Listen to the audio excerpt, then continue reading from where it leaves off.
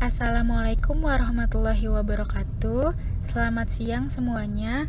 Yang kami hormati Ibu Linda Zakia selaku dosen pembimbing mata kuliah Pendidikan Pancasila dan teman-teman yang kami banggakan.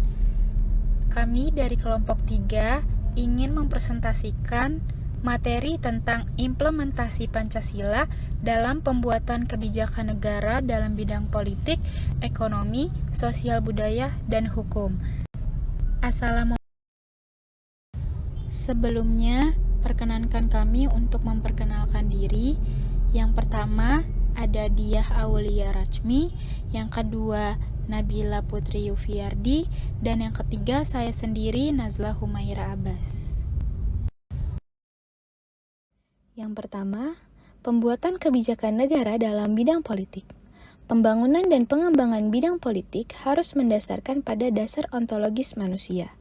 Pengembangan politik negara, terutama dalam proses reformasi dewasa ini, harus mendasarkan pada moralitas sebagaimana tertuang dalam sila-sila Pancasila dan esensinya. Yang pertama, pembuatan implementasi Pancasila dalam pembuatan kebijakan negara dalam bidang politik menurut pasal. Yang pertama, pasal 26 ayat 1 yang berisi tentang yang menjadi warga negara ialah orang-orang bangsa Indonesia asli dan orang-orang bangsa lain yang disahkan dengan undang-undang sebagai warga negara. Yang kedua, pasal 27 ayat 1 yang berisi tentang segala warga negara bersamaan kedudukannya di dalam hukum dan pemerintahan, dan wajib menjunjung hukum dan pemerintahan itu dengan tidak ada kecualinya. Yang ketiga, pasal 28. Pasal 28A sampai dengan 28J yang berisi tentang hak asasi manusia mulai dari hak hidup, hak berekreasi, dan hak-hak lainnya secara umum. Hal ini dimaksudkan agar sistem politik negara dapat menjamin hak-hak asasi manusia.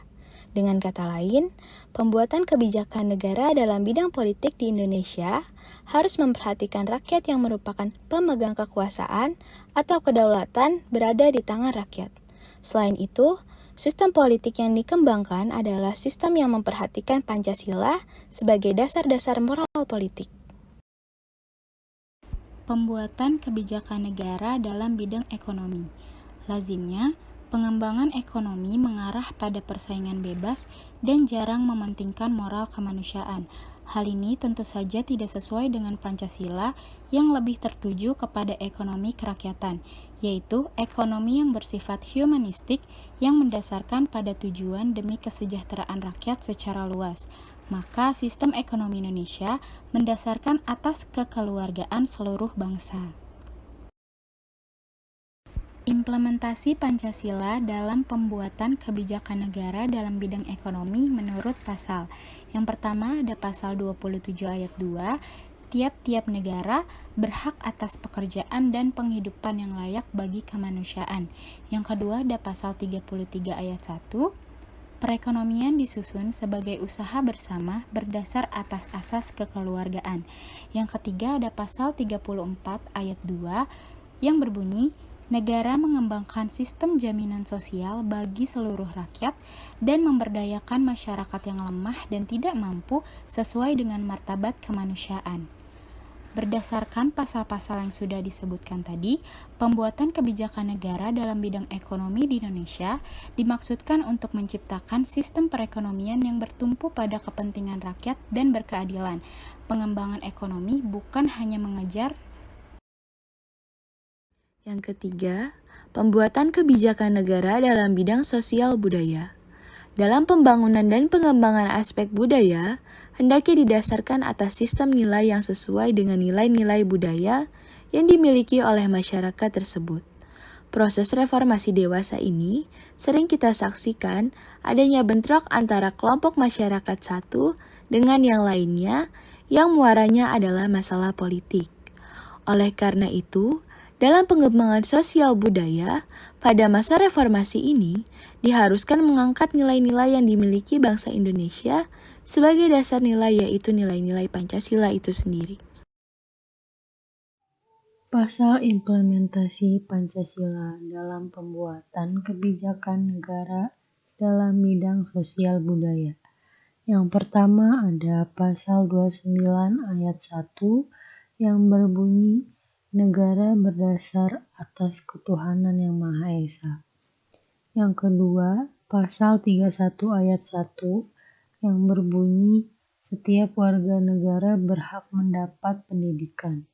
Yang ketiga, pasal 32 ayat 1 yang berbunyi negara memajukan kebudayaan nasional Indonesia di tengah peradaban dunia dengan menjamin kebebasan masyarakat dalam memelihara dan mengembangkan nilai-nilai budayanya. Yang keempat, pembuatan kebijakan negara dalam bidang hukum. Negara pada hakikatnya adalah merupakan suatu masyarakat hukum. Demi tegaknya hak-hak warga negara, maka diperlukan peraturan perundang-undangan negara, baik dalam rangka mengatur ketertiban warga maupun dalam rangka melindungi hak-hak warganya. Pasal implementasi Pancasila dalam pembuatan kebijakan negara dalam bidang hukum. Yang pertama ada pasal 27 ayat 3 yang berbunyi setiap warga negara berhak dan wajib ikut serta dalam upaya pembelaan negara. Yang kedua, pasal 30 ayat 1 yang berbunyi tiap-tiap warga negara berhak dan wajib ikut serta dalam usaha pertahanan dan keamanan negara. Kesimpulan materi kali ini adalah Pancasila merupakan pandangan hidup bangsa dan negara Republik Indonesia. Pancasila juga merupakan sumber kejiwaan masyarakat dan negara Republik Indonesia. Maka manusia Indonesia menjadikan pengalaman Pancasila sebagai perjuangan utama dalam kehidupan kemasyarakatan dan kehidupan kenegaraan. Oleh karena itu, pengalamannya harus dimulai dari setiap warga negara Indonesia. Setiap penyelenggara negara yang secara meluas akan berkembang menjadi pengalaman Pancasila oleh setiap lembaga kenegaraan dan lembaga kemasyarakatan, baik di pusat maupun di daerah. Sekian presentasi dari kelompok kami, kurang lebihnya mohon maaf. Wassalamualaikum warahmatullahi wabarakatuh.